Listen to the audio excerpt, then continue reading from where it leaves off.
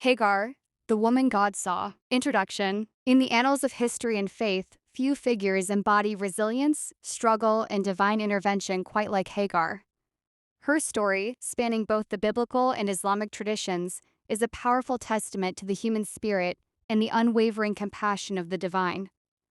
Often overshadowed by the more prominent narratives of Abraham, Sarah, and Isaac, Hagar's journey is one of marginalization, exile, and ultimately profound recognition. This documentary, Hagar, the Woman God Saw, delves into her multifaceted story, exploring the shared and distinct narratives across these two great faiths. We will examine the historical context of her life in ancient Canaan and Egypt, the societal norms that shaped her experiences, and the enduring theological significance of her encounters with God. Through her eyes, we uncover a narrative of strength, survival, and the universal truth that no one, regardless of their status or circumstances, is ever truly unseen by the Creator. Hagar in the biblical narrative. The biblical account of Hagar begins in the book of Genesis, where she is introduced as an Egyptian maidservant to Sarai, later Sarah, the wife of Abram, later Abraham. At a time when Sarai was barren and advanced in years, she proposed a custom common in the ancient Near East, for Abram to take Hagar as a concubine to bear him a child, who would then be considered Sarai's heir. This practice, though seemingly unusual to modern sensibilities, was a recognized legal and social convention in various ancient cultures, as evidenced by texts like the Code of Hammurabi. Upon conceiving, Hagar's status shifted, and with it, her demeanor towards Sarai. The Bible describes Hagar as despising her mistress, leading to Sarai's harsh treatment of Hagar. This conflict escalated to the point where Hagar fled into the wilderness, pregnant and alone. Her flight highlights the vulnerability of a maidservant in a patriarchal society, yet it also sets the stage for a pivotal divine encounter. In the desert, near a spring on the way to Shur, Hagar encountered the angel of the Lord. This divine messenger not only comforted her but also instructed her to return to Sarai, promising that her offspring would be too numerous to count. The angel also revealed that she would bear a son and name him Ishmael, meaning God hears, because the Lord had heard her affliction. This encounter is profoundly significant, as Hagar is one of the few individuals in the Bible to name God, calling him El Roi, meaning the God who sees me. This act of naming underscores her personal experience of being seen and acknowledged by the divine in her moment of deepest despair. Hagar returned and bore Ishmael to Abram. For years, Hagar and Ishmael lived within Abraham's household. However, tensions resurfaced after the miraculous birth of Isaac, Sarah's son. Sarah, seeing Ishmael mocking Isaac, demanded that Abraham cast out Hagar and Ishmael. Despite Abraham's distress, God instructed him to listen to Sarah, promising to make a great nation of Ishmael because he was Abraham's offspring. Once again, Hagar and Ishmael were sent into the wilderness, this time with only bread and a water skin. When the water ran out, Hagar laid Ishmael under a bush, moving a distance away, unable to watch her son die. She wept bitterly, and God heard the cry of the boy. The angel of God called to Hagar from heaven, reassuring her and showing her a well of water, saving their lives.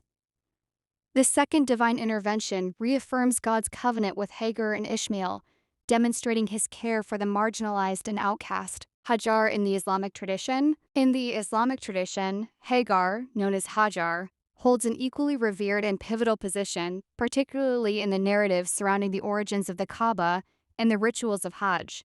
Her story, while sharing common threads with the biblical account, emphasizes her unwavering faith, resilience, and the miraculous provision of God, or Allah Zawaya.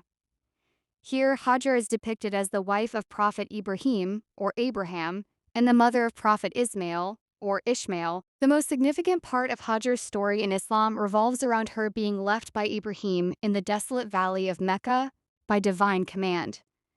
Ibrahim left her and baby Ismail with only a small quantity of dates and water, trusting in Allah's plan.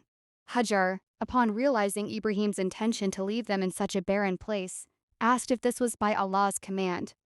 When he confirmed it was, she declared her trust to saying, "Then he will not abandon us." This act of profound submission and faith is a cornerstone of her character in Islamic teachings. As their provisions dwindled, baby Ismail began to cry from thirst. In desperation, Hajar began to search for water, running back and forth between the two nearby hills, Safa and Marwa, 7 times. This frantic search, known as the Sa'i, symbolizes the human effort in seeking sustenance and help, even in the face of overwhelming odds. Exhausted and despairing, she returned to Ismail. It was at this moment, near the feet of the crying Ismail, that the angel Jibril, or Gabriel, appeared and struck the ground, causing water to gush forth. This miraculous spring became known as the Zamzam well, a sacred source of water that continues to flow to this day in Mecca.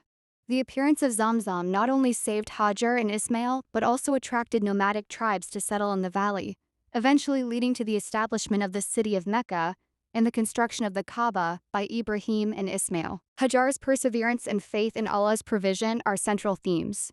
Her actions during the Sa'i are commemorated by pilgrims during the Hajj and Umrah, who reenact her search between Safa and Marwa. Her story is a powerful reminder of divine mercy, the reward for patience, and the dignity of all individuals, regardless of their initial status. She is revered as a mother of prophets and a paragon of faith in Islam. The encounter with El Roi and the miracle of Zamzam. The divine encounters experienced by Hagar are central to her narrative in both traditions, albeit with distinct expressions. In the biblical account, Hagar names God El Roi, meaning the God who sees me. This profound declaration arises from her realization that even in her most vulnerable and isolated state, God saw her, heard her distress, and intervened to provide guidance and promise. This naming of God is unique in the Hebrew Bible, highlighting Hagar's direct and personal relationship with the divine. It underscores a theological principle that God is not distant but intimately involved in the lives of individuals, especially those who are marginalized or suffering. In the Islamic tradition, the miracle of the Zamzam well serves a similar purpose, demonstrating Allah's direct and compassionate intervention in Hajar's desperate situation. When Hajar, after her frantic search between Safa and Marwa, returned to her infant Ismail, the angel Jibril or Gabriel caused water to spring forth from the earth. This miraculous provision not only saved their lives, but also established a sacred site that would become the heart of Mecca and a focal point for millions of pilgrims. The Zamzam well is a tangible symbol of Allah's mercy and responsiveness to the prayers and efforts of those in need. Both narratives, while differing in their specifics, converge on the powerful theme of divine recognition and provision for Hagar and her son. Whether through the direct voice of an angel and the naming of God as El Roi, or through the miraculous gushing of the Zamzam spring, the core message remains consistent. Hagar was not forgotten. Her suffering was seen, her cries were heard, and her future, along with that of her son, was divinely secured. These encounters elevate Hagar from a mere maidservant to a figure of immense spiritual significance, a testament to God's universal care and justice. Legacy and significance. The legacy of Hagar, or Hajar, resonates deeply across religious and cultural landscapes, offering profound lessons on faith, resilience, and divine compassion. In both the biblical and Islamic traditions, her story transcends the personal narrative of a marginalized woman, becoming a powerful symbol for various theological and social themes. In Christianity and Judaism, Hagar's encounter with El Roi highlights God's attentiveness to the suffering and the outcast.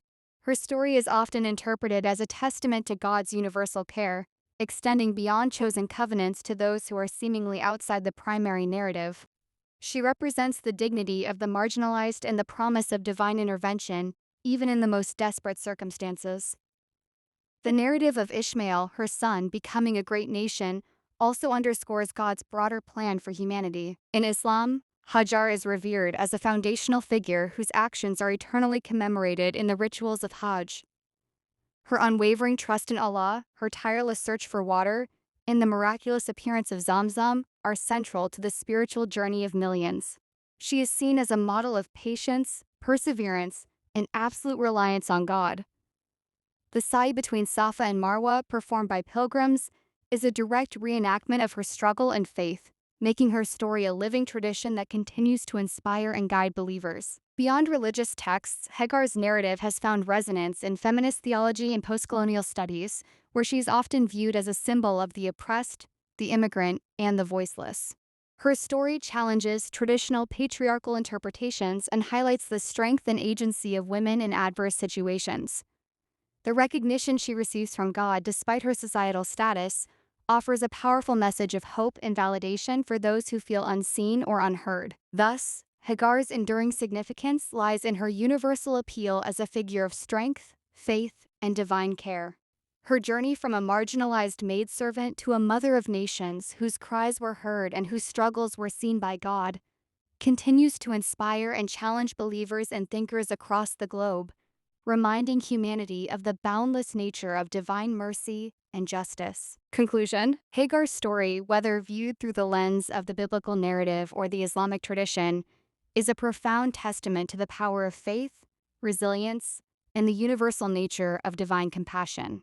From her initial struggles as a marginalized maidservant to her desperate flight into the wilderness, Hagar's journey is marked by hardship and vulnerability.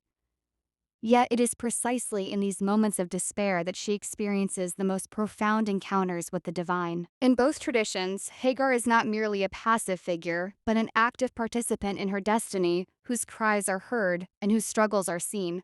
Her naming of God as El Roy in the Bible, and the miraculous provision of the Zamzam well in Islam, serve as powerful symbols of God's intimate involvement in the lives of all individuals, especially those who are overlooked or oppressed. Her legacy extends far beyond her immediate family, influencing religious practices, inspiring theological reflections, and offering a timeless message of hope and recognition to countless generations. Hagar, the woman God saw, remains a beacon of strength and faith, reminding us that divine mercy knows no bounds, and that every life holds profound significance in the grand tapestry of creation.